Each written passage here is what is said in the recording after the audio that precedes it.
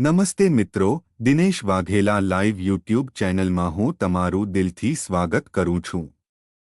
એક કિરણ નામનો વ્યક્તિ હતો। એ મુંબઈ રહેતો હતો। એને કોઈ સારી જગ્યાએ પહોંચવાનું હતું।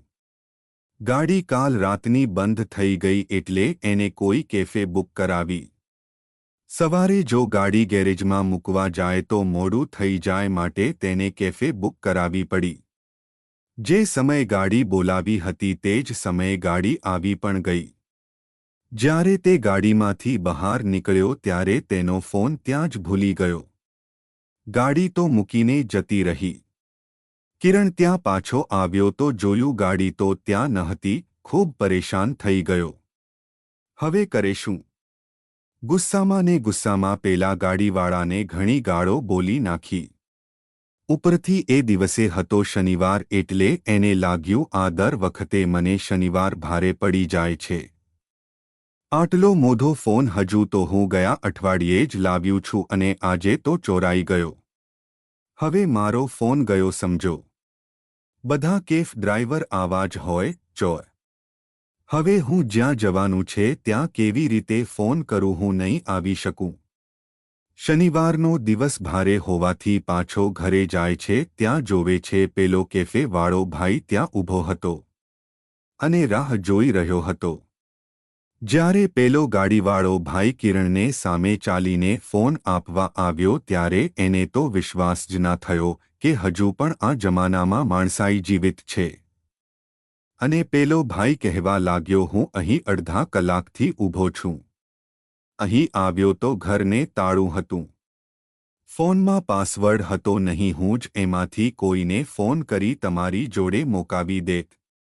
અથવા તો કોઈનો આમાં ફોન આવ્યો હોત તો એમને કહી ફોન તમારી જોડે મોકલાવોત।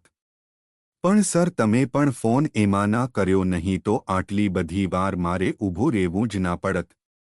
પછી એ કેફ ડ્રાઈવર જ પાછો જ્યાં જવું હતું ત્યાં પાછો મૂકી આવ્યો। થોડા દિવસ પછી કોરોના આવ્યો। બધી જગ્યાએ લોકડાઉન થઈ ગયું। પેલો ગાડીવાળો ધંધો બંધ હોવાના કારણે પોતાના ગામડે જતો રહ્યો। ધંધો બંધ માટે ઘર ચલાવવા પૈસા ક્યાંથી લાવે? માટે એને સૌ કોઈને ફોન કર્યા પણ કોઈએ તેની મદદ ના કરી। આવા સમયે એક દિવસ અચાનક ફોન આવ્યો ભાઈ તમારો બેંક એકાઉન્ટ નંબર મોકલી આપો હું પૈસા મોકલાવી આપું। ત્યારે પેલો ભાઈ કહે હા પણ તમે કોણ બોલો છો? શું તમે મને ઓળખો છો? કિરણ તમે બેંક એકાઉન્ટ નંબર મોકલો પહેલા પછી નિરાતે કહીશ બધું। જેવું બેંક એકાઉન્ટ નંબર સેન્ડ કર્યો એની થોડી જ મિનિટોમાં તો પૈસા એકાઉન્ટમાં આવી ગયા। એ કેફ ડ્રાઈવરને કોઈ ચમત્કાર જેવું લાગ્યું। એની જોડે બીજો કોઈ રસ્તો નહોતો। ધંધો બંધ હતો। કરે તો કરે શું? એને બસ ભગવાનને સાચા દિલથી મદદ માગી અને કોઈ એના રૂપમાં આવી મદદ કરી। એ સમયે સાચે જ એવું લાગ્યું કે ભગવાને મદદ કરી। જેમ કે જેને એ ઓળખતો હતો એ બધાને ફોન કરીને આજીજી કરી પણ કોઈ મદદે આવ્યું નહીં। પછી એ ભાઈ જોડે નિરાતે વાત થઈ। ઓળખાણ કરાવી કે હું એ જ છું જે ખોવાયેલો ફોન આપવા મારા ઘરે આવેલા કિરણ।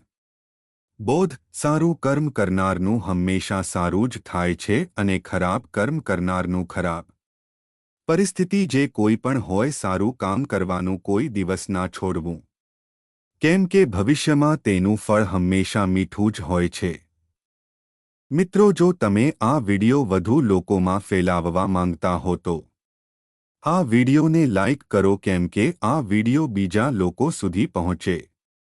મિત્રો આજનો આ વિડિયો કેવો લાગ્યો તે મને કોમેન્ટમાં કહી શકો છો અને તમારા મિત્રોને આ વિડિયો શેર કરો।